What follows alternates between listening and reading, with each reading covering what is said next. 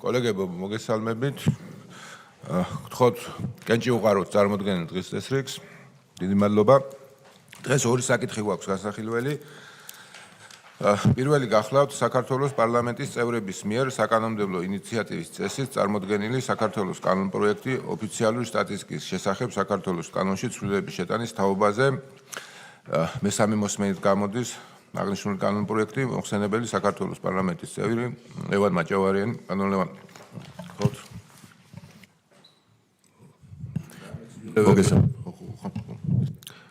არანაირი ცვლილება არ განხორციელებო. კოლეგებო, მესამე მოსმენა არის, გთხოვთ კენჭი უყაროთ, აღნიშნული ვინ არის მოხრე. მადლობა. გასაგები ეგ დაფიქსირდა.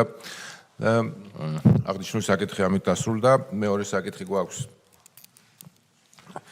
საქართველოს მთავრობის მიერ საკანონმდებლო ინიციატივის წესით წარმოდგენილი საქართველოს კანონპროექტი სააქციო საზოგადოების საქართველოს განვითარების ფონდის შესახებ საქართველოს კანონის ძალადაკარგულად გამოცხადების თაობაზე.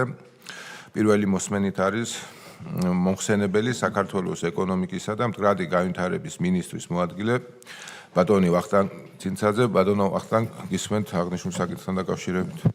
მოგესალმებით, მივესალმები კომიტეტის წევრებს.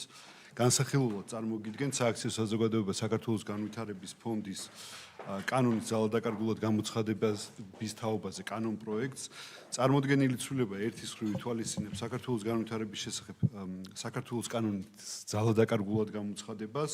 ასევე ცვლილება ითვალისწინებს საქართველოს მთავრობის მიერ სალიკვიდაციო ფონდის ლიკვიდაციის პროცედურების დაწყებას და აღნიშნული ცვლილებები ძალაი შედის კანონის მიღებისთანავე. აღნიშნული ცვლილების მიზანია ფაქტობრივად ყველა სახელმწიფო ინსტრუმენტის, მათ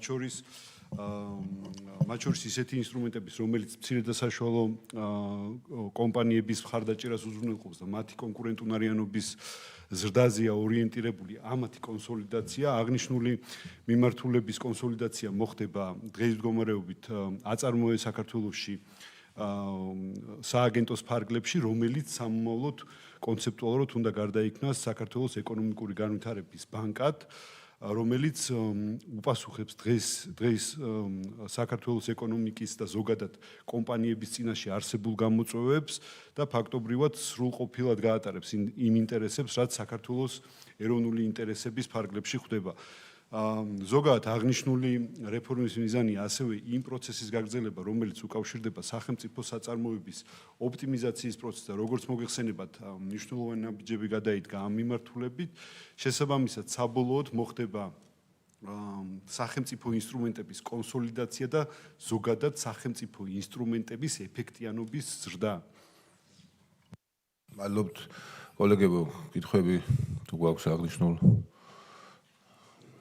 საზრების და პოზიციის დაფიქსირება მინდა. მე ვფიქრობ, ეს მნიშვნელოვანი საკითხია. თავი რომ დავანებოთ ამ ცვლილების ეფექტურობაზე მსჯელობას, ვფიქრობ, ამ ხალხმა, ანუ გულისხმობ სამეთვალყურეო საბჭოს თავმჯდომარე ყავს, აღმასრულებელი დირექტორი ყავს. ჩემი მოსაზრებაა და გთხოვთ დააფიქსიროთ ოქმში, რომ საქართველოს პარლამენტს ლიკვიდაციის წინ ანგარიში უნდა ჩააბაროს. ლიკვიდაცია კარგია, ეს შესაბამისი ფორმალური პროცედურაა, მაგრამ ამ ხალხს ხელფასუხდით, გასაგებია ხა ეს პირდაპირ, საბოლოო ჯამში ბიუჯეტიდან ახლა ასე გამოდის და საკმაოდ მაღალსაც როგორც მახსოვს მე, იმიტომ რომ მთელი ეს იყო პერიპეტიები იყო ამ კონკრეტული თანამდებობის ყველაზე მაღალ ანაზღაურებადობის შესახებ და ვფიქრობ და ჩემი მოსაზრებაა და წესი თქვენც უნდა დამეთანხმოთ, ამის საწინააღმდეგო უბრალოდ ვერ ხვდები რა შეიძლება გქონდეთ, მოვიდეს ეს ხალხი, ავიც ბატონი საგანელიძეა იქ რა სამეთვალყურეო საბჭოს თავმჯდომარე, ეს ბატონი კვარი აღარ მახსოვს დირექტორი აღმასრულებელი და რაღაცა ელემენტარული ანგარიში ჩაგვაბარონ. რა შეიღებდნენ ხელფას, რას აკეთებდნენ, განსაკუთრებით საინტერესო იქნება ის პროექტები, რა პროექტებში შევიდა ეს ფონდი, ხო? ეხლა ვიცით ჩვენ იქ ზოგი მცირე და საშუალო ბიზნესი იყო, ზოგი დიდი ბიზნესი იყო, რამდენად გაამართლა, რამდენად არ გაამართლა, მივიღეთ მოგება, არ მივიღეთ მოგება, წავაგეთ, დავკარგეთ თუ პირიქით. ხა მე რასაც უყურებ აქ აი Facebook სოციალურ მედიას თუ შევხედავთ, ბოლო აქტივობა 2025 წლის ახალი წლის მილოცვა.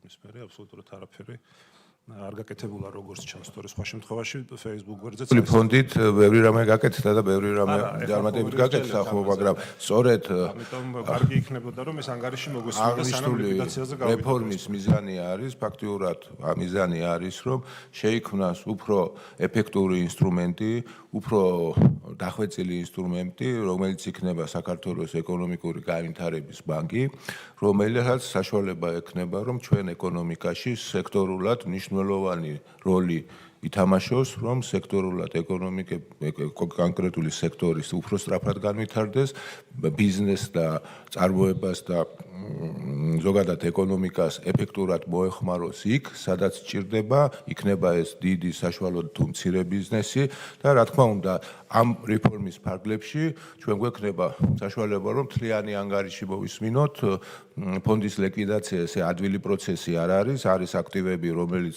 გადავა ასე რომ ვთქვათ, ახალ სტრუქტურაში, ალბათ იქნება აქტივები, რომლის წარმატებით რეალიზაცია მოხდება და ეს პროცესია ეხლა დღეს ანგარიშის წარდგენა წარმოუდგენელია, რადგან სანამ ეს პროცესი არ დასრულდება და მივალთ რეფორმის ბოლო წერტილში, რომელიც იქნება ძალიან წარმატებული საქართველოს ეკონომიკის განვითარების ბანკის შექმნა, და დღეს ამაზე საუბარი ფიქრობ რომ ნაადრევია და თავის დროზე დარწმუნებული ვარ რომ ეკონომიკის სამინისტრო სრულად წარმოგვიდგენს თავისი მნიშვნელოვანი რეფორმის შედეგს, როდესაც ეს პროცესი დასრულდება.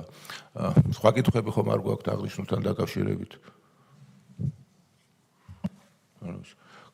გთხოვთ კენჭი უყაროთ წარმოადგენს საკითხს, ვინ არის მომხრე? ბატონო გიორგი, თქვენ მომხრე ხართ? ანგარიში ახლა ვერ მოусმენთ, იმიტომ რომ ეს რეფორმის დასრულების შემდეგ მოусმენთ ყველა ანგარიში. წარმატებით განხორციელდეს, წარსული უნდა შევისწავლოთ. გავიგე, მაგრამ ანუ ამ ფონდის პროცესში, როდესაც კონკრეტული ფონდის დახურვა ხდება, ასეთი პროცესი ასეთია, ყველა ქვეყანაში პროცესი არსებობს აქტივები, ნაწილის აქტივების ტრანსფერი ხდება ახალ სტრუქტურაში, ნაწილი აქტივების რეალიზაცია ხდება და შესაბამისად ქეშის სახით ხდება მობილიზაცია თანხების და ეს პროცესი ჯერ არც დაწყებულა და ანგარიშიც ვერ იქნება შესაბამისად. ბატონო, აქტივებზე არ საუბრობ. საუბრობ ამ ფონდის გაწეული საქმიანობის ეფექტურობაზე ზოგადად.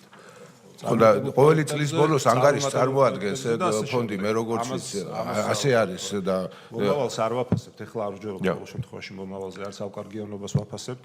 24 წლის ანგარიში არსებობს, როგორ ანუ ყოველწლიურად საქართველოს განვითარების ფონდი აქვეყნებს მის ანგარიშგებას, სადაც ფაქტობრივად ასახულია სრული ინფორმაცია ფონდის ფინანსებთან დაკავშირებით, პროექტებთან დაკავშირებით და რა თქმა უნდა 2025 წლის საქმიანობის ანგარიშიც გამოქვეყნდება 2026 წლის განმავლობაში, როდესაც აუდიტორული დასკვნა იქნება უკვე წარმოდგენილი, გარდა ამისა, როგორც აღნიშნა საქართველოს ეკონომიკური განვითარების ბანკი დარწმუნებული ვარ მისი მანდატიდან და გამჭირვალობის მაღალი სტანდარტიდან გამომდინარე ყოველწლიურად წარადგენს ანგარიშს მის მიერ განხორციელებული პროექტების, დაგეგმილი პროექტების და ზოგადად მისი ეფექტიანობის შესახებ და ეს ანგარიში წარედგინება არა მხოლოდ საქართველოს პარლამენტს, არამედ მთელ საზოგადოებას, რათა გამჭირვალე იყოს ყველა იმ პროექტზე თუ საქმიანობაზე თუ მიღწეულ შედეგებზე ინფორმაცია, რომელიც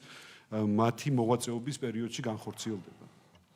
კი ბატონო, თქვენი მომავალზე საუბრობთ, უბრალოდ მე კიდევ ერთხელ მინდა გავმარტო ძალიან მარტივ რაღაცას ვამბობ. ხა საპარლამენტო ზედამხედველობაზე უარს რა მიზეზით ვამბობთ, უბრალოდ ვერ ხვდები.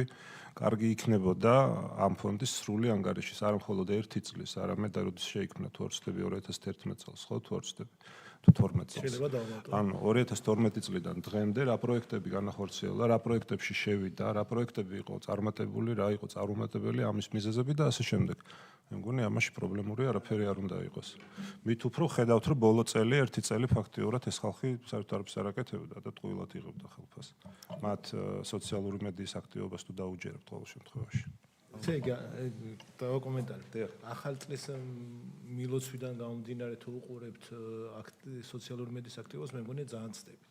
მეორე რაც შეეხება თქვენ თქვით რომ მომავალზე ორიენტირებული ხართ. დიახ, ჩვენი პარტია ქართული ოცნება მომავალზე ორიენტირებული, განსხვავებით თქვენი პარტიისგან. დიახ, რაც შეეხება მივესალმებით ძალიან მაგარი ინიციატივა ბანკის შექმნა და მე მგონია თქვენც უნდა მიესალმოთ ამას. ძალიან მაგარია ქვეყნის და სხვა გამოწვევებია და ამ გამოწვევებს უნდა შევხედოთ დღევანდელ დღეს. ბანკის შექმნაზე ხო ახლა არ დავთავრეთ. ჩვენ მომავალზე ფიქრობთ, თქვენ უნდა სხვაობთ. აი ეს არის ჩვენ და თქვენ დაწუნებული ხართ ჩვენგან განსხვავებით? დიახ. ზუსტად. ეგ გამოჩნდა. ერთ რამეზე შევთანხმდეთ, ეხლა კონსენსუსს მივახციოთ იმაზე, რომ 2025 წლის ანგარიში იქნება ოქტომბერში, როგორც არის წესი, აუდიტის დასკვნის შემდეგ და მე დარწმუნებული ვარ, რომ როდესაც ფონდის საბოლოო ლიკვიდაცია მოხდება და აქტივების ტრანსფერი მოხდება ან რეალიზაცია, ამის საბოლოო ანგარიშს ბატონო გიორგი წარადგენს ფონდი, იმიტომ რომ ეს კანონი ამას ითვალისწინებს და ძალიან მნიშვნელოვანი რეფორმა არის, მნიშვნელოვანი სტრუქტურულ სისტემურად იქნება მიდგომა, საქართველოს ეკონომიკის განვითარების ბანკის შექმნა არის დიდი წინგადადგმული ნაბიჯი ქვეყნის ეკონომიკის სექტორული განვითარების მიმართულებით და ეს ყველას ინტერესია და ყველასთვის კარგია, როგორც სამუშაო ადგილების შექმნისთვის, ისე ეკონომიკისთვის და საბოლოო ჯამში ჩვენი ქვეყნის მოსახლეობისთვის და ქვეყნის ეკონომიკური კეთილდღეობისთვის. ამაზე ნუ ვიდავებთ და წარმატებებს გისურვებთ ბატონო ვახტანგ და დარწმუნებული ვარ, რომ ყველაფერს ძალიან კარგად წარუძღვება ეკონომიკის სამინისტრო. დღეს ამით დავასრულეთ ჩვენი კომიტეტი, ყველას დიდი მადლობა და წარმატებულ კვირას გისურვებთ.